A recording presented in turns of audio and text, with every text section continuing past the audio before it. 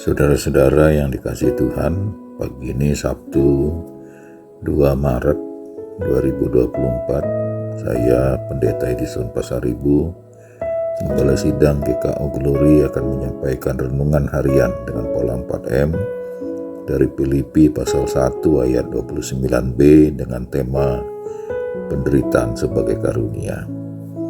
Saudara-saudara, sebelum kita masuk dalam pembacaan firman Tuhan, mari kita berdoa. Bapa dalam Yesus, ajari kami mengerti firman dan mampukan juga kami untuk setia melakukan firman. Ini doa kami, dalam nama Yesus kami berdoa mengucap syukur. Amin. Pembacaan firman Tuhan Filipi 1 ayat 29b, tapi saya bacakan keseluruhan ayat 29 ini. Sebab kepada kamu dikaruniakan bukan saja untuk percaya kepada Kristus, melainkan juga untuk menderita untuk Dia. Saudara-saudara, dari pembacaan firman Tuhan, terutama ayat 29b, disebutkan melainkan juga untuk menderita untuk Dia. Pertanyaan dari ayat ini yang pertama, apa arti karunia menurut Alkitab, terutama maksud Rasul Paulus dalam surat-suratnya? Yang kedua, apa hubungan menderita atau penderitaan dengan karunia? Saudara-saudara, berbicara dengan karunia dalam Alkitab memiliki pengertian pemberian, terutama pemberian yang telah dianugerahkan Allah kepada manusia. Karunia itu bukan upah pekerjaan atau hasil usaha manusia, melainkan pemberian atau hadiah. Karunia sering dikaitkan dengan karunia keselamatan dalam Yesus Kristus, karunia Yesus yang tak terkatakan, karunia Roh Kudus. Semua itu diberikan Allah kepada manusia dengan cuma-cuma karena kasih karunia-Nya untuk kebaikan manusia. Yang kedua, kata penderitaan atau menderita dalam Alkitab, terutama apa hubungannya penderitaan dengan karunia.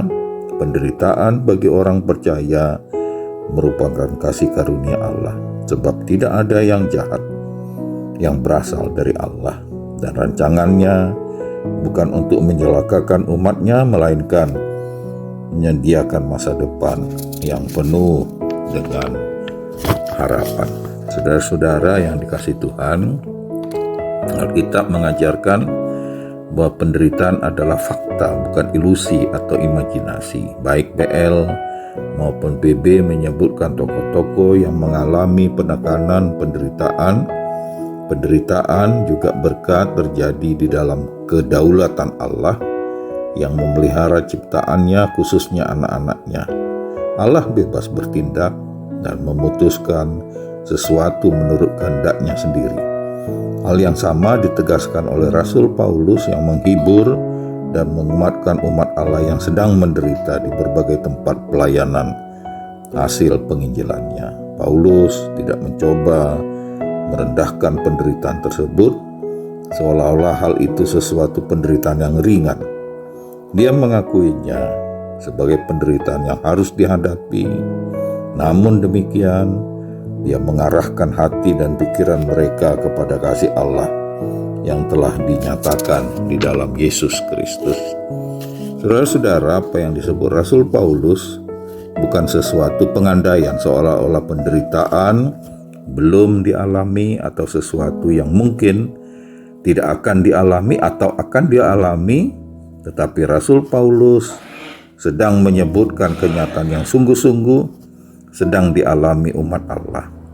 Tetapi dalam penderitaan seperti itu, Rasul Paulus mengatakan kemenangan iman yang melampaui akal manusia untuk mengerti kehendak Tuhan. Penderitaan pasti dialami oleh setiap umat Allah, termasuk hamba-hamba Allah yang sungguh-sungguh melayani dan bekerja untuk Tuhan.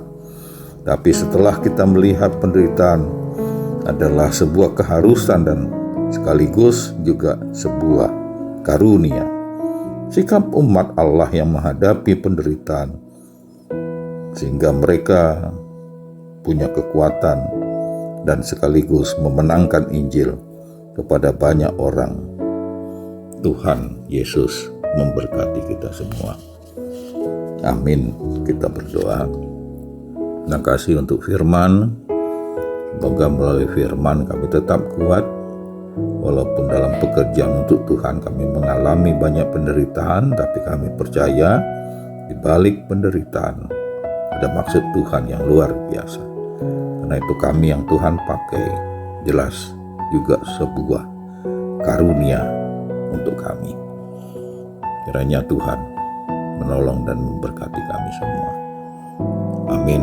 Saudara-saudara, sampaikanlah firman Tuhan ini kepada siapapun saudara bertemu setiap hari. Tuhan memberkati kita.